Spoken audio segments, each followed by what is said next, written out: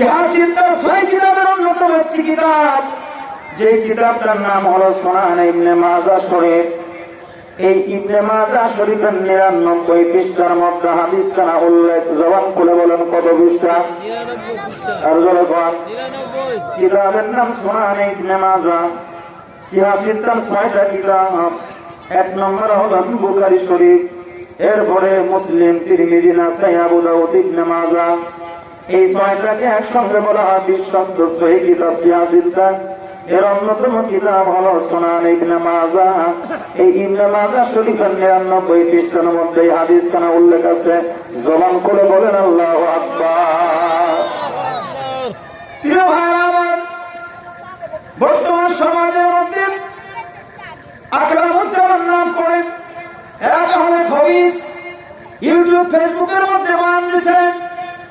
সবে বরাতের রাত্রিতে কেউ যদি আমলের নিয়তে বন্দেগী করার জন্য মসজিদের মধ্যে প্রবেশ করে, মসজিদের মধ্যে যা ভিড় করে, মসজিদে থাকার চাইতে ওই ব্যক্তিকে বেশ্যাখানায় রাত কাটানো উত্তম হবে। জবান খুলে কি নাউযুবিল্লাহ বলবেন না? এটা কোন মুসলমানের কথা হইতে পারেনি। এই সবে বরাত সম্পর্কে কটূক্তি করে মুসলমানদের ইমানের মধ্যে আঘাত এনেছে। কথা বলেন ঠিক কিনা? সুন্নি বড় ইমানদারের মুসলমানের হৃদয়ে রক্তক্ষরণ হয়েছে। সারা বাংলাদেশ থেকে তার বিরুদ্ধে মামলা করা হলো। প্রিয় ভাইরা আমার, তিনি যদিও ক্ষমা চেয়েছেন, কিন্তু এই কথা যে ব্যক্তি বলতে পারে ওর যোগ্যতারই আর টুপিয়ার পাখি যত বড় হোক, ওর ভিতরে ইমান বলতে কোন বস্তু থাকতে পারে না। কথা বলেন ঠিক কিনা?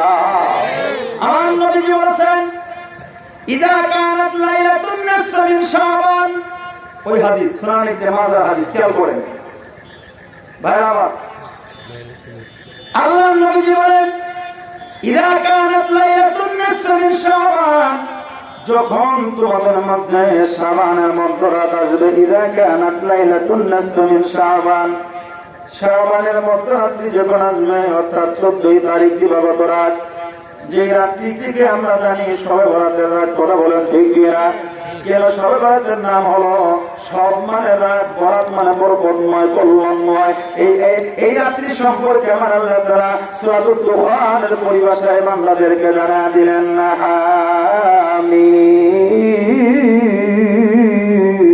ওয়াল কিতাবিম মুবিন ইন্না أنزلناه في ليلة مباركة إنا كنا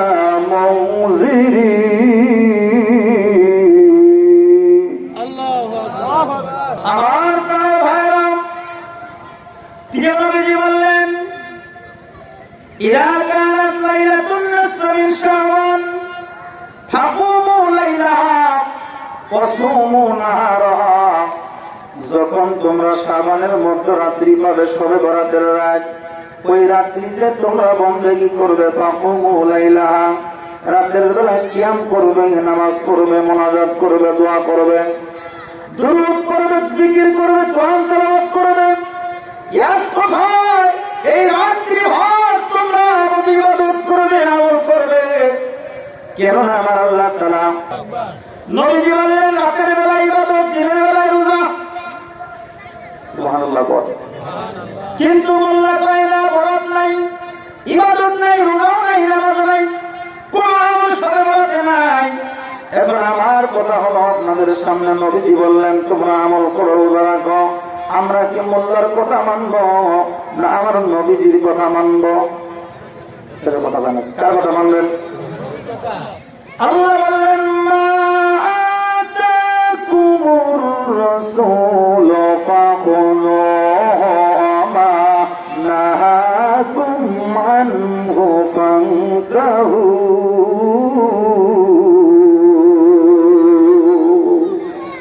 আমার নবী যা যা বলবে তোমরা তা তা মেনে নাও। আমার নবী যা থেকে নিষেধ করবে তোমরা তার থেকে বিরত থাকো। জয় আল্লাহু আকবার।